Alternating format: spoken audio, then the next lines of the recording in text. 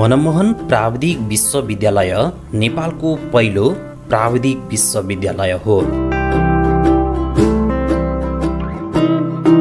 प्रदेश सरकारको सञ्चालन र व्यवस्थापनमा स्थापना भएको दृष्टिकोणबाट पनि यो नेपालकै पहिलो हो।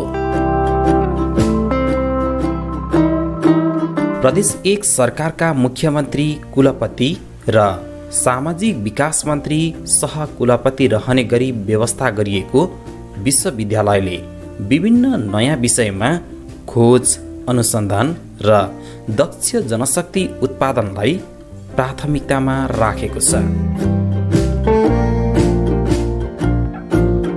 यो विश्वविद्यालय प्रदेश 1 को मोरङ जिल्लाको बुढीगङ्गा गाउँपालिकामा अवस्थित छ।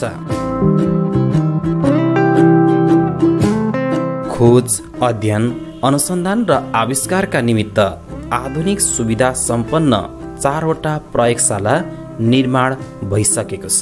हामीले मूलतः अब ब्याचलर डिग्री, मास्टर डिग्रीको प्रोग्राम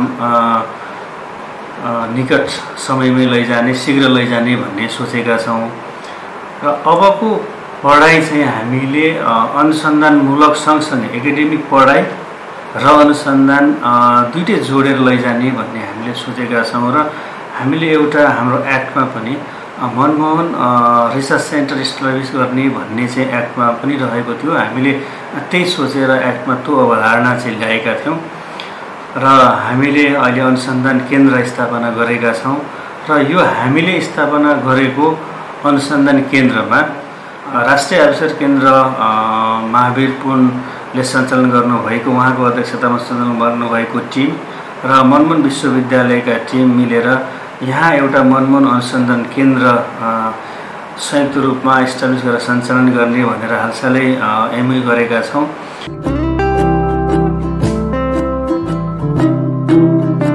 विश्वविद्यालयका प्रमुख डाक्टर सुभाष पोखरेल र राष्ट्रिय आविष्कार केन्द्रका अध्यक्ष महावीर पुनले साझेदारीमा अनुसन्धान केन्द्र स्थापना गर्न समझदारी पत्रमा यसअघि नै हस्ताक्षर गरिसकेका छन्।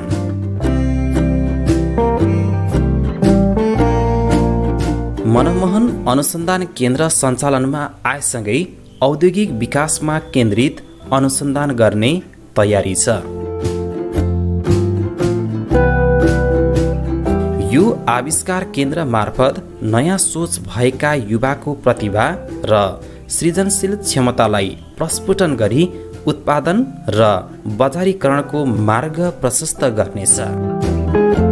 अब हामीले विराटनगरमा मनमोहन प्राविधिक विश्वविद्यालयमा पनि राष्ट्रिय आविष्कार केन्द्रमा जसरी चाहिँ अनुसन्धान तथा विकासका कामहरू भइरहेको छ र यहाँ भाइ बहिनीहरूलाई चाहिँ उद्यमी बनाउनको लागि एउटा वातावरण तयार गरिँदैछ, त्यस्तो किसिमको वातावरण त्यहाँ पनि बनाउने योजना छ र यो काम चाहिँ तुरुन्त नै सुरु हुनेछ।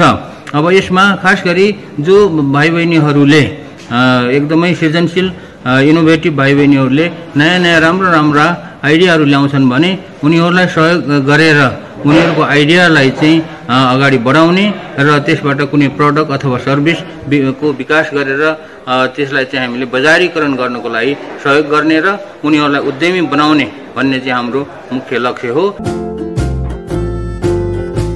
दुवै संस्थाले आपसी सहमतिका आधारमा कृषि, वन, शिक्षा, स्वास्थ्य, पर्यटन, विज्ञान, प्रविधि, वातावरण, उद्योग, सेवा तथा अन्य नवीनतम क्षेत्रमा खोज र अनुसन्धान गर्नेछन्। सम्बन्धित जनशक्तिलाई हामी त्यो अवसरहरू चाहिँ हामी दिन सक्छौँ, सृजना गर्छौँ। त्यसो हुँदाखेरि असाध्यै राम्रा ज्ञान भएका, त्यस्ता क्षमता भएका र त्यसतर्फ रुचि भएका चाहिँ युवाहरूलाई हामी मूलतः चाहिँ त्यस अनुसन्धान चाहिँ केन्द्रमा हामी केन्द्रित गरेर हामी त्यस्ता खालका चाहिँ रोजगार र त्यो सबै अवसरहरूमा हामी त्यो चाहिँ उपलब्ध गराउँछौँ। सृजनशील प्रतिभा भएका व्यक्तिहरूले अनुसन्धानको अवसर प्राप्त गर्दै आर्थिक उपार्जन र सामाजिक रूपान्तरणमा भूमिका खेल्नेछन्। खास गरी अध्ययन अध्यापनको काममा हाम्रो ध्यान केन्द्रित भयो। तर अनुसन्धानको विषयमा अहिले जसरी ध्यान केन्द्रित हुनुपर्थ्यो त्यसरी हुन सकेन, जसले गर्दा हाम्रा धेरै प्रतिभाशाली क्षमतावान अनुसन्धानकर्ताहरू समेत आज विदेश पलायन भइरहेको अवस्था छ। त्यो कुरालाई हेक्का राखेर देशको आवश्यकतालाई समेत मध्यनजर गरेर हामीले अनुसन्धान केन्द्रको स्थापना गरेका छौँ। 1 नम्बर प्रदेश सरकारले मुख्यतः समृद्धिका निमित्त 3वटा आधारहरू तय गरेको छ, कृषि, पर्यटन, जलस्रोत। यिनै 3टा उद्देश्यहरूमाथि आधारित भएर यो अनुसन्धान केन्द्र अगाडि बढ्नेछ र मुलुकको समृद्धि र विकासमा यसले उल्लेखनीय योगदान गर्नेछ। केन्द्रबाट भएको खोज, अनुसन्धान र आविष्कारले विश्व बजारमा प्रवेश पाउने र देशको समृद्धिमा टेवा पुर्याउने देखिन्छ।